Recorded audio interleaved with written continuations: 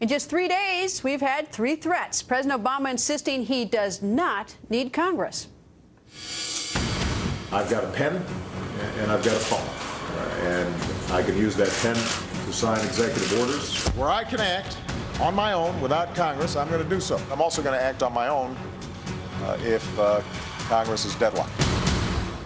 And now House Speaker John Boehner's office posting this response on Facebook.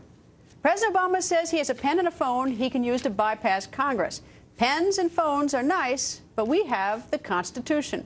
Senator Rand Paul joins us. Good evening, sir. Good evening. Your thoughts on what Speaker Boehner has posted on his Facebook page? I couldn't think of a more appropriate response. I think there's a certain amount of arrogance to the president saying, hey, I'm in charge here. I'm going to do what I want. I've got a pen. I've got a phone. Really, there's something really profound about the way we set our government up with checks and balances and with these 3 branches of government. And it works for one to check the other so you don't get an abuse of power. But what we've seen under this president, I think, is a great abuse of power. First, an overreach, with Obamacare, with the IRS, with Benghazi, and now with the NSA. So I think really we can't sort of trust this president just to go it alone. But what are you going to do about it if indeed you're right? I mean, I hear so many, hear so many on your side of the aisle complaining about the president, but all I hear is people talking about it. Is there anything you intend to do? Well, it takes a little while. We did fight him in the court on the recess appointments. He said he gets to decide when the Senate's in recess and he can appoint people anytime he wants. Well, the court rebuked him and said, no, you don't. And I think the Supreme Court is going to agree with that and say, the president, you can't just decide and do whatever you want. That's essentially what they're going to say to him. We're also suing him over the NSA. We're suing him because we don't think one warrant can apply to hundreds of millions of phone records. So it takes a while to go through court.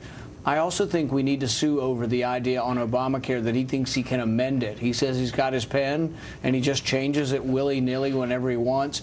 I think that's illegal. I think that's unconstitutional. But we can't really have a decision unless we get to that 3rd branch of government, unless the Supreme Court will hear it. Well, I'm not so sure why, it certainly isn't a surprise, this sort of viewpoint on it. I mean, he's quoted back in January 23rd, 2009, right when he became president, first term. He says, I won, so I think on that one, I trump you. I mean, this is this has always been the viewpoint he has communicated to Republicans on the Hill.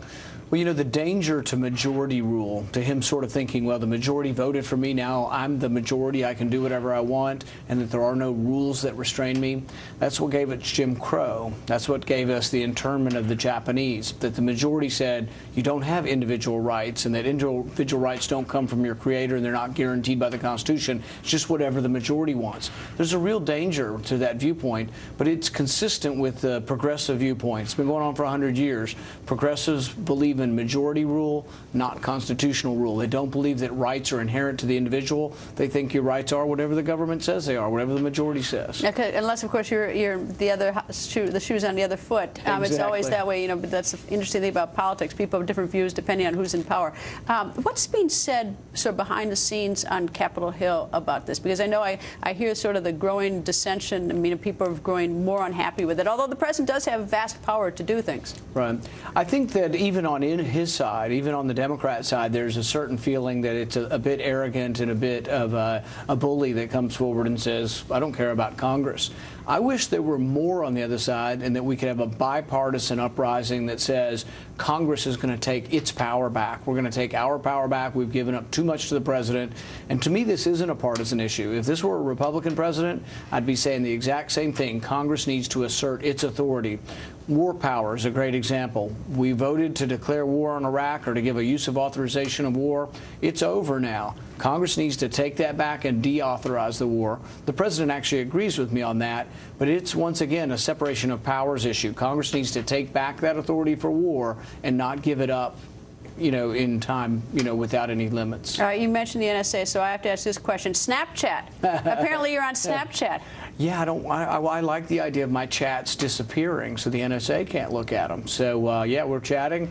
10 seconds really is plenty of time to say what you really want. So so someone wants to hear what you're saying in 10 seconds. They go on to Snapchat, they look for Senator Rand Paul. Is that your login? Yeah, and then it disappears. And you like that? You get to see it for 10 seconds. I think it's novel, and, I think it's fascinating. Kids like it. I think it's not so much, wanting to keep things secret as recognizing that what we say to each other in little snippets of 10 seconds throughout the day isn't so important that it needs to stick around forever. It just disappears and it doesn't waste space on your phone. So what do you expect from the president on the NSA tomorrow? I think he's going to say, trust me, I've got my pen, I'm going to fix it. The problem is I don't think you can trust the fox to guard the hen house. These abuses and this expansive use of power has happened under his watch, and now we're going to trust him to fix the problems. I don't think we can do that. I think Congress should assert its authority to regulate, oversee, and restrain the NSA.